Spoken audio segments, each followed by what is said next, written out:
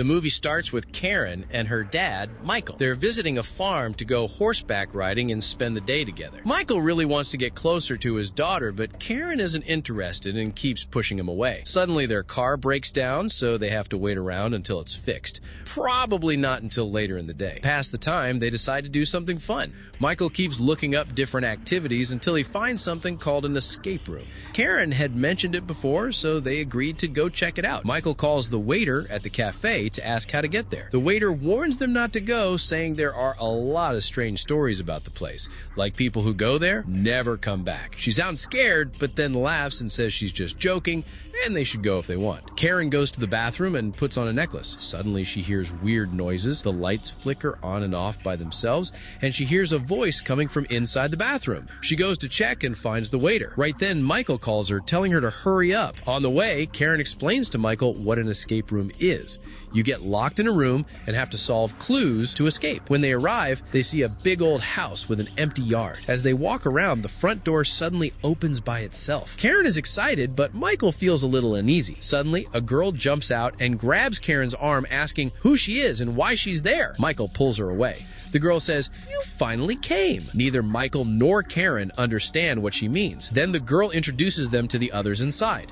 Her name is Melanie, and the guy with her is her husband, Tyler. She says they're here to play because it's her birthday, and she's done this before. Another guy, Andrew, is also playing. A worker named Jesse gives them tea, takes their phones, and makes them sign a waiver. Then she plays a video explaining the game. In the video, they see dead bodies and skeletons. The story is that years ago, people living near the house started hearing strange noises, having nightmares, and acting crazy. The church said it was the work of the devil, but doctors thought it was a mental illness. Then a mad inventor showed up, living alone in the house, doing twisted experiments, like trying to communicate with the dead. Town sent 5 people to remove him, but none of them ever came back. Now, the player's mission is to help those 5 escape. They have 1 hour. They'll go through different rooms, and in each room, they must find a key. If someone wants to quit, they can say the word "wake up" and leave. But Jesse warns them they might see things they can't handle. Then they get locked in the first room. Karen and Melanie are excited and start looking for clues.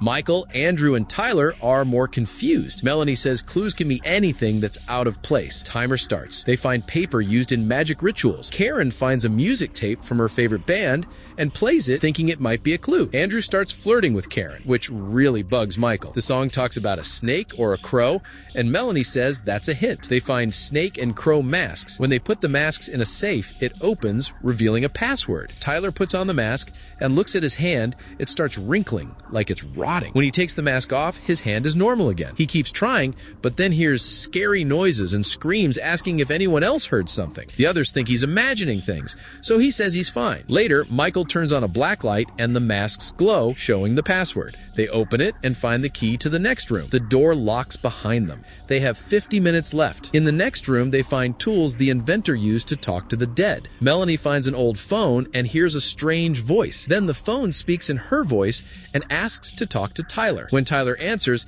he hears Melanie's voice, scared and crying, telling him to run and escape now. Suddenly, worms and blood pour out of the phone. Tyler freaks out. He says it's not fun anymore and wants to leave. He keeps saying, "Wake up," next to the door. Finally, the door opens and he runs out, but it slams shut behind him. Melanie is furious. It's her birthday, and he just left her. Andrew thinks maybe something was in the tea that made Tyler panic. He's also upset they signed the waiver without reading it. Melanie insists they're not kidnapped. This is just how the game works. She says Tyler's always scared of everything, and they should keep going. Andrew talks to Karen, telling her he came here to play group games because his therapist told him to socialize more. Michael notices a typewriter, a radio, and some clocks. Karen sees that all the clocks are working except one. It's stuck at 10:12. They guess it might be a radio station frequency. When they tune in, they hear letters being read. They type them out on the typewriter. The message says, 5 lost from midnight. Karen gets an idea. She sets the broken clock to 11, and suddenly, a key appears. They look for the door, it opens, but it only unlocks a closet. Suddenly, someone grabs Karen's hand from inside the closet. They pull out a girl bleeding from her stomach, calling Michael Dad. Everyone thinks it's part of the game until the girl says she's really hurt. It's not fake, and the inventor did this to her. She warns Michael to run before the inventor shows up.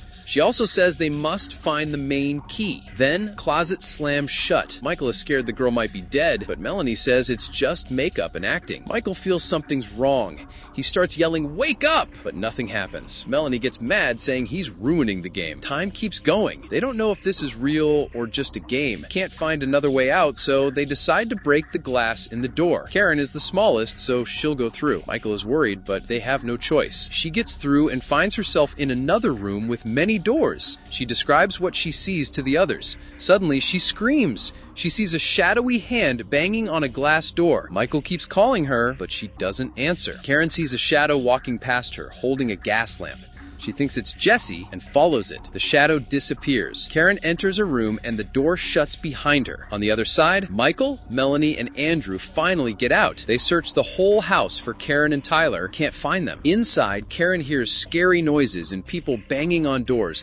She hides in a small space. Meanwhile, the others find a room with bright light coming from under the door. It opens by itself. When they go in, the door locks again. Melanie says the game's still going. They need to find new clues. But Michael refuses. His daughter is missing. He wants to find her. Melanie tells him they have to solve the puzzles together if they want to escape. There's no other way. Andrew finds a locked staircase and needs a password. They find a projector and a videotape. Michael keeps moving between rooms. Meanwhile, Karen is hiding in a tight spot and discovers a mummy next to her. She's shocked when the mummy moves and slowly turns its head toward her. She starts screaming, "Wake up!" to escape. Back with the others, Andrew figures out the password is written on the fan blades. They unlock the stairs and find a new key. Then, a video plays on the projector showing Melanie and Tyler. Melanie is confused because she doesn't remember filming this. She focuses hard on the video. Michael and Andrew leave the room. The door locks behind them. Melanie stays inside. She sees a figure that looks just like her. Then it vanishes. When she tries to leave, every door she opens leads her back to the same room. Outside, Michael starts to suspect Andrew. He notices Andrew never seems scared or surprised by anything. Meanwhile, Melanie finds Tyler dead, hanged. She screams and cries. Suddenly, she hears a ringing phone, but can't tell where it's coming from. Karen is still hiding when Andrew finds her, pulls her out, and says he doesn't know where Michael went. Then the door slams shut again. Karen tells Andrew she thinks Jesse is dead and that someone else in the house is trying to kill them. She starts to suspect him. Why was he the one who found her? How did he know where she was? But Andrew says he and Michael agreed to split up to look for her. He heard her screaming and came to help. Tells her to calm down, that all of this is just part of the game and it will end soon. Karen starts to believe him. Melanie finds the ringing phone. A voice answers, in her own voice, saying she doesn't understand what's happening. Then she hears Tyler's voice, scared, saying this isn't a game anymore. Melanie tells him to run. Then the call cuts off. Melanie is surrounded by ghostly figures. She screams, tries to climb a wooden ladder, but it breaks. She falls, hits her head, and dies. Back with Karen and Andrew, Karen remembers the girl said 5 people were supposed to help the others escape. She thinks they are those 5. Michael finds footprints in blood and follows them. He sees a picture on the wall of a lakeside pavilion. He walks toward it, and suddenly, he's inside the picture. A girl rises from the water, hugs him, and as she gets closer, he starts choking. She disappears, and Michael wakes up back in the house, but he's still gasping, like he was really strangled. He looks at the picture again, and now the girl from the water is in it. Karen and Andrew keep looking for a way out. Karen finds a book with drawings of human body parts and a map of the house. They realize the main key might be in a bucket filled with black, dirty water and waste. Andrew has to reach in to search. He's shocked when he finds a human hand inside. They keep looking and finally find the key. It opens a door to a dark tunnel. They walk in, but suddenly, something grabs Andrew's leg and pulls him into the darkness. Karen screams. Michael hears her and runs toward the sound. He finds Tyler's dead body. Then, Karen comes out of the tunnel into the same room Michael is in. The door locks again. Michael stops the fan to get the password again. They find another key, that takes them back to the first room they were in. Suddenly, they see Tyler, alive, screaming, saying, "Wake up!" The door opens.